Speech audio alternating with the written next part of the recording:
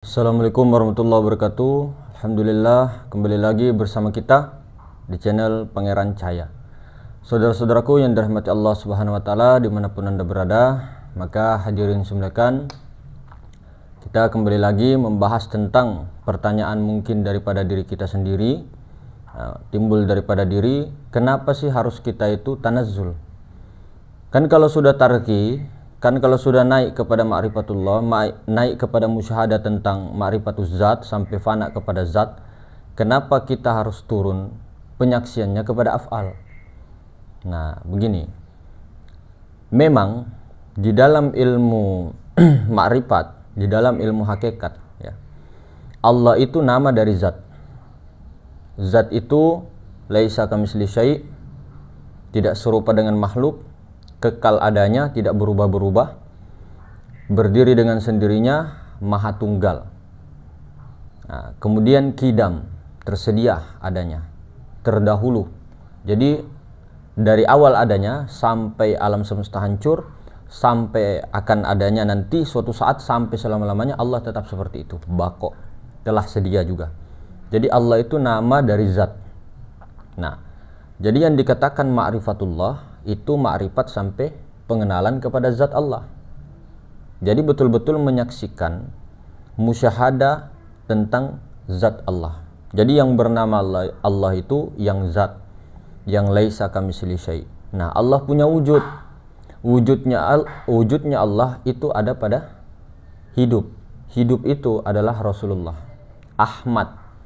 Nah, hembusan Allah, Ruhullah, atau wujud idofi. Jadi Ahmad ini zat sifat, zat yang disifati. Jadi dalam ilmu ininya sifat, masuk dalam kategori sifatnya Allah. Sifat Allah itu yang hidup, yang kuasa, yang melihat, yang mendengar dan sebagainya, yang sifat 7 itu. Nah, itu adalah sifat Allah. Jadi sifat Allah ini namanya Ahmad. Nah, kemudian Allah itu mempunyai asma. Asmanya Allah nyata kepada api, angin, air, tanah. 4 unsur. Kemudian af'alnya Allah itu sangat nyata kepada alam semesta. Jadi setelah 4 unsur, jadilah alam semesta semuanya utuh, secara utuh, termasuk binatangnya, malaikatnya, jinnya, surganya, nerakanya, semuanya utuh. Nah, itu af'al Allah. Nah, nampaknya kepada kita, af'al Allah itu ada pada tubuh, asmanya ada pada hati, sifatnya nyawa, sifatnya Allah ada pada nyawa, nyatanya pada nyawa. Kemudian zatnya Allah ada pada rahasia. Nah, rahasia itulah yang maha meliputi segala sesuatu. Dia dari luar membungkus, kemudian di dalam dia juga meliputi daripada jasad. Nah, maka begitu. Nah, kenapa kita itu harus tanazzul?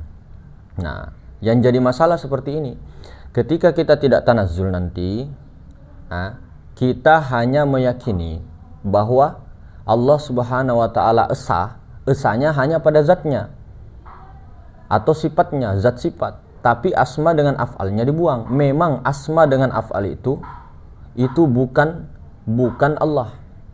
Asma itu asma Allah, af'al itu perbuatan Allah, sifat itu sifat Allah bernama Nur Muhammad atau Nur Ahmad. Nah, Allah itu nama dari zat. Namun bagian Allah Subhanahu wa taala yang sekomplitnya, yang setunggalnya, yang seesanya, kemahatunggalan Allah, kemahaesaan Allah itu esa pada zatnya, esa pada sifatnya, esa pada asmanya, esa pada af'alnya.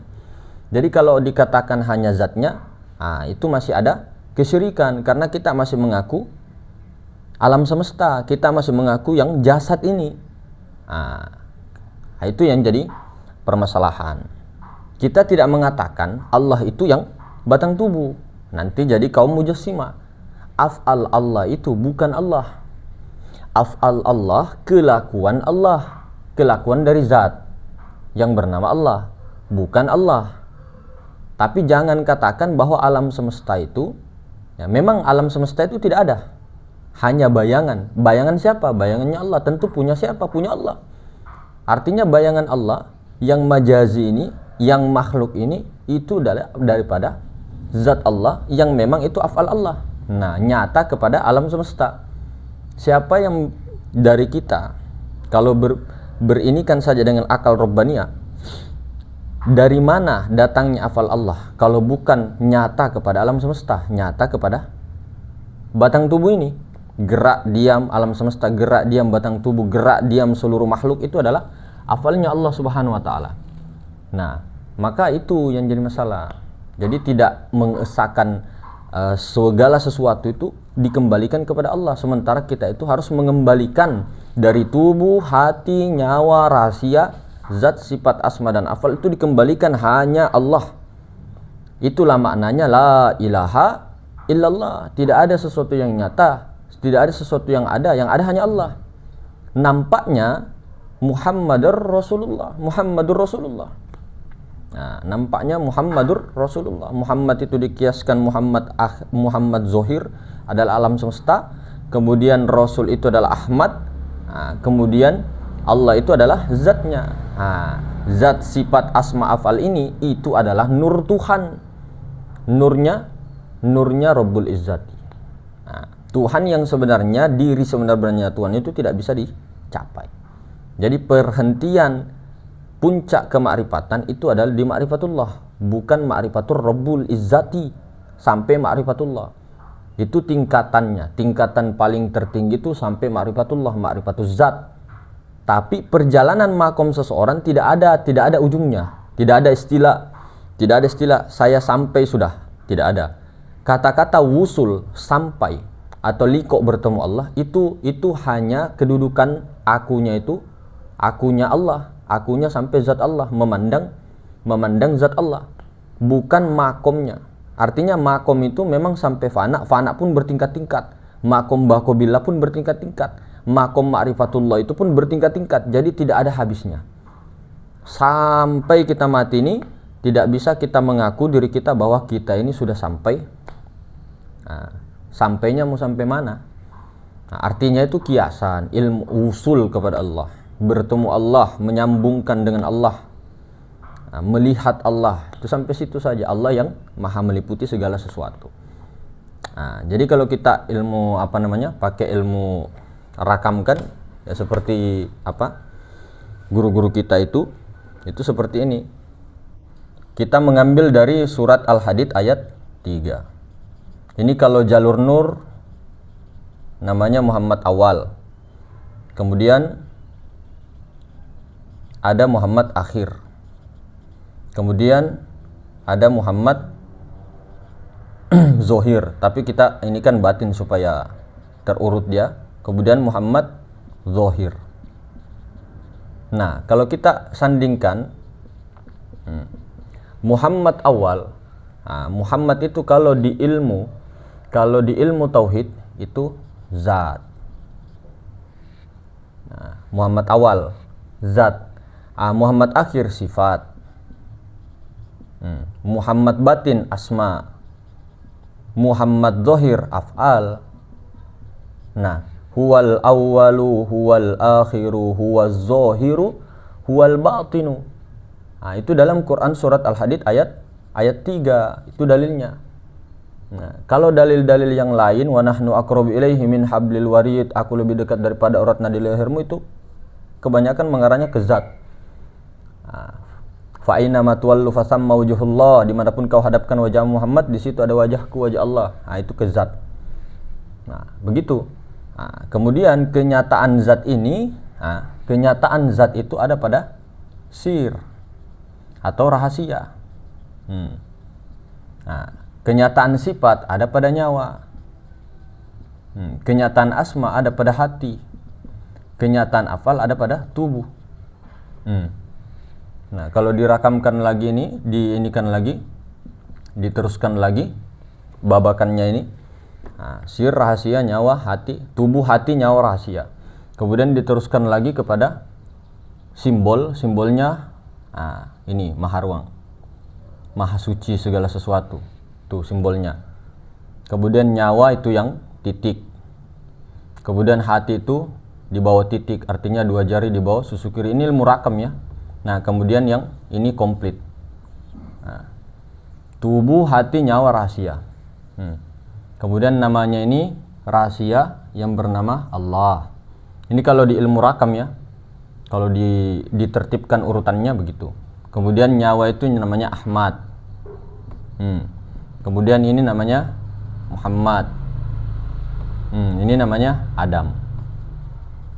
Nah, tetapi setiap tarekat dalam ilmu rakam ini berbeda-beda urutannya, berbeda-beda. Nah, inilah jadi alif lam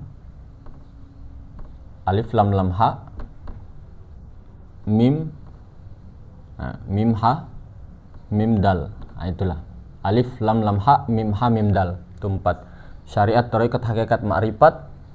Kemudian api, angin, air, tanah, Jibril, Mikail, Israil, Israfil, Sayyidina Abu Bakar, Sayyidina Umar, Sayyidina Utsman, Sayyidina Ali. Masuk lagi di saudara 4. Itu hanya kiasan. Jadi 4, sakral angka 4 tuh. Nah, jadi kalau kita berdebat masalah Nur Muhammad Qadim atau Muhaddas, kalau Nur Muhammad Zohir yang tubuh, yang af'al ini, yang berbentuk itu adalah Muhaddas. Nah, Muhaddas. Kalau Muhammad yang akhir, yang nyawa Ahmad, itu Qadim, Pak. Sifatnya Allah itu Qadim. Nah, sifat Qadimnya, bukan sifat Baharu. Kalau yang Baharu ini 2, asma dengan af'al. Nah, makanya ketika orang paham masalah ini Nur Muhammad yang mana? Muhammad awal, akhir, batin kah atau zohir kah? Tidak ada perdebatan. Sama-sama paham. Coba tanyakan lagi sama guru-guru kita yang pernah berguru itu. Nah, artinya Nur Muhammad itu Muhaddas kah atau Qadim? Nah, Nur Muhammadnya yang mana dulu? Nah, seperti itu. Makanya inilah yang dimaksud huwal awalu, huwal akhiru, huwal zohiru, huwal batin. Itu Allah, segala-galanya itu Allah. Kalau di dalam kita belajar ilmu seperti ini. Tapi kalau kita masih memandang bentukan itu ke alam semesta, itu belum tembus kasyafnya kepada af'al, maka itu tidak diterima. Artinya belum sampai kepada makom kasyaf, belum terbuka basironya untuk memandang ke af'al. Begitu. Jadi misal kita memandang ini batang tubuh, tangan yang bergerak, itu masih pandangan daripada belum terbuka futuhat asroriyahnya. Tapi kalau dia sudah kasyaf maknawiyah, ini kasyaf maknawiyah, dia tembus, oh ini gerakannya tubuh, ini bukan tubuh yang dia lihat, tapi af'al Allah. Hati asma Allah, nyawa sifat Allah, rahasia zat Allah. Itu. Jadi itu yang maksudnya. Kita jangan tertahan hanya di kosong terus, hanya di zat terus. Artinya memang perjalanan kita ketika dalam bertoriko, ketika dalam berjalan itu dari af'al, mi'rad naik ke asma, naik ke sifat, naik ke zat, sampai ke puncaknya ini zat, baru di atasnya tidak bisa lagi disebut Rabbul Izzati. Baru setelah di sini jangan di atas terus, penyaksiannya harus turun ke af'al. Kita bertani di af'al, kita makan di af'al, kita apa-apa semua di af'al. Jadi meskipun memandang yang bentuk-bentuk, tapi kita langsung ke af'al Allah. Artinya memandang alam semestanya itu tidak ada lagi af'al Allah yang dipandang. Nah, itu maksudnya jangan di sini terus, jangan zikirnya zat terus. Nah, ini habis tarki itu wajib untuk tanazzul. Habis naik ke puncak gunung nanti pulang lagi, turun lagi, jangan di atas terus. Cuma yang salahnya, yang jadi masalah kalau kita tidak pernah naik di atas, kita di sini terus. Itu yang terhijab. Nah, otomatis kalau kita belum sampai di sini di atas, otomatis kita melihatnya ke tubuh, bukan ke af'al. Nah, pandangannya ke tubuh. Nah, ini pandangan orang-orang yang kafir. Artinya kafir dalam hakikat ya, tertutup mata hatinya. Dia tidak menyaksikan af'al Allah pada alam semesta, bukan alam semestanya yang dilihat tapi af'al. Namun dia orang-orang ma'rifatullah, dia tembus ke zat. Artinya alam semesta itu kelakuan daripada zat, dan dia mengerti tentang zat, dia melihat langsung tentang zat. Ini kata-kata syariat ya, dia yang melihat, padahal Allah Ta'ala sendiri yang melihat dirinya. Seperti itu. Nah, itulah makanya kenapa guru-guru kita ya, para wali itu setelah kesini Makanya makom bakobillah itu pasti di syariat. Pasti di syariat. Lalu makom fana itu di sini. Jadi makom fana ini munculnya nanti banyak, ada kesaktian dan sebagainya, karomah dimunculkan ini dan sebagainya. Nah, nanti seperti orang biasa kembali. Seperti orang biasa, seperti makan biasa, kerja biasa, tidak ada yang ditunjuk-tunjukkan, seperti biasa, tidak kelihatan malah. Dia menyimpan ma'rifat. Kalau bukan mursyid atau ada tugasnya daripada guru sebelumnya, dia diam saja. Nah, begitu. Oke? Nah, itu maksudnya. Bukan berarti kita itu mengatakan alam semesta itu Allah. Bukan. Salah itu. Itu kita tidak sepakat yang begitu. Jelas-jelas itu alam semesta, itu makhluk. Makanya af'al itu, asma itu adalah makhluk. Barang siapa menyembah asma, maka kafir. Siapa yang menyembah makna, maka munafik. Nah, siapa menyembah nama tadi, itu termasuk zindik, kafir. Itu dalam hadis qudsi. Nah, man afdal asma, nah, zindik. Siapa yang menyembah asma, maka dia zindik, dia kafir. Nah, siapa yang menyembah maknawiyah, makna, hanya makna, arti, af'al, maka dia munafik. Nah, seperti itu maksudnya. Jadi iman yang sesungguhnya, diucapkan dengan lisan, ditancapkan dalam hati, diperlihatkan dengan perbuatan. Nah, itu iman. Waktu Rasulullah SAW bertanya kepada Sayyidina Jibril alaihi salatu wassalam, apa itu iman? Kemudian Jibril menjawab, iman itu diucapkan dengan lisan, ditancapkan ke dalam kolbu hati, dihadirkan hati, kesadaran itu, baru di perbuatan. Nampaknya itu di perbuatan, semua itu di perbuatan. Nah, seperti itu. Jadi ini artinya awaluddin ma'rifatullah. Kenal dulu itu yang bernama Allah itu siapa, ini zat, dan menyaksikan. Setelah menyaksikan, bedakan mana yang qadim, yang mana yang muhaddas. Yang qadim itu ini yang zat sifat, yang muhaddas adalah asma dengan af'alnya, artinya yang makhluk. Nah, kalau nyawa ini termasuk qadim karena sifatnya. Kalau nyawa ini bukan Allah, sifat Allah, kelakuannya Allah, kuasanya Allah nampak pada nyawa ini, nampak di situ. Nah, jadi bukan Tuhan, bukan memang Tuhan. Inilah yang disebut hamba Ahmad, Nur Muhammad yang akhir itu, yang Ahmad. Nah, itu bukan makhluk, bukan juga Tuhan. Wa nafakhtu fihi mir ruhi. Nah, maka Ahlus Sunnah mengatakan ruh idofi itu bukan makhluk, bukan juga Tuhan. Lalu apa sifat Tuhan? Sifatnya Allah, sifatnya Allah. Sifat Allah tidak lain daripada zatnya, dirinya. Zat itu diri, sifat itu kelakuannya. Nampak lagi kepada asma, bayangannya dengan af'alnya. Nah, jadi yang makhluk itu adalah alam semesta yang berbentuk itu dengan lafat-lafat itu makhluk. Nah, lafadznya. Makanya Al-Quran itu dikatakan Al-Quran itu qadim ka atau muhaddas ka. Kalau berupa huruf tertulis dia dalam kitab itu makhluk. Tapi kalau dia masih dalam berbentuk kalam, nah tembus kasab di situ dalam berbentuk kalam, maka itu bukan makhluk. Itu adalah kalamullah. Al-Quran itu kalamullah. Kalamullah itu sifat Allah. Nah, nampak kepada Rasulullah yang mengucapkan. Nah, seperti itu.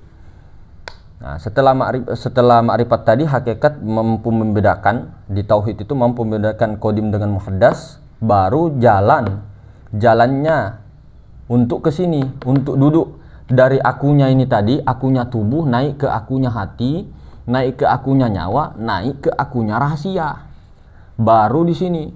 Nah, thariqahnya. Kemudian sempurnanya thariqah hakikat ma'rifat itu nampak jelas-jelas betul-betul tuh di syariat.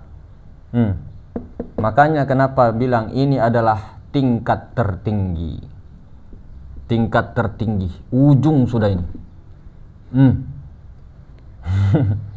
Nah, jadi begitu. Ya, jadi kembali lagi saudara-saudara, tuan-tuan, bunda-bunda semuanya, suatu kepahaman. Ini teori kan? Ini teori.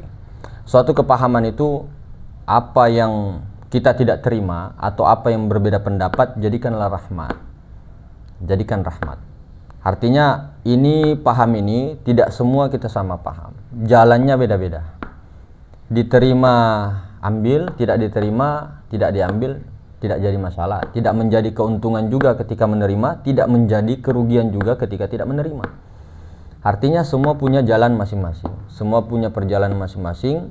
Belum tentu ketika saya mengatakan ini benar, menurut antum, menurut kita yang lainnya benar, tidak. Nah, begitu. Jadi saling berbeda pendapat, walaupun berbeda-beda tetap satu, namanya bineka tunggal ika. Nah, jadi begitu. Itu tadi yang Al-Fakir sampaikan, pendapat Al-Fakir dengan guru-guru kita semua. Nah, ini ilmu rakamnya. Kenapa harus tanazul lagi penyaksiannya? Kenapa tidak dizat terus sampai mati? Itu maksudnya. Maka dalilnya itu tadi, ketika Rasulullah naik Mi'raj ke Sidratul Muntaha, ke kesadaran tertinggi, beliau ke af'al lagi. Makanya kenapa makrifat dulu di Mekah 13 tahun, baru di Madinah 10 tahun kurang lebih itu ke syariat sempurna. Maka syariat itu adalah yang terakhir. Nah, itu maksudnya. Sama dengan penyaksiannya, dari af'al, asma, sifat, zat, lalu turun ke penyaksiannya, turun ke zat. Begitu juga kalau bersyahadat melalui jalur tauhid, asyhadu alla ilaha illallah, dari af'al naik ke asma, naik ke sifat, naik ke zat. Wa asyhadu anna Muhammadur Rasulullah, dari zat itu ingin dikenal menjadi sifat, menjadi asma, menjadi af'al nyata. Jadi asyhadu alla ilaha illallah ke zat, wa asyhadu anna Muhammadur Rasulullah. Nah, kalau bagi dua zohir dan batin, dari zohir ke batin, batin ke zohir. Asyhadu alla ilaha illallah ke diri, wa asyhadu anna Muhammadur Rasulullah, nyata. Nah, itu kalau jalur tauhid. Jalur nur, dari Muhammad Zohir sampai ke Muhammad Awal. Nah, Muhammad Awal wa asyhadu anna Muhammad Rasulullah ke Muhammad Zohir. Tuh, Muhammad Awal ini yang zat. Zat ini yang si rahasia. Rahasia ini yang bernama Allah. Simbolnya alif. Jadi seperti itu, Tuan. Benda-benda semuanya mudah-mudahan dipahamkan oleh Allah Subhanahu wa taala. Lebih dan kurangnya, assalamualaikum warahmatullahi taala wabarakatuh.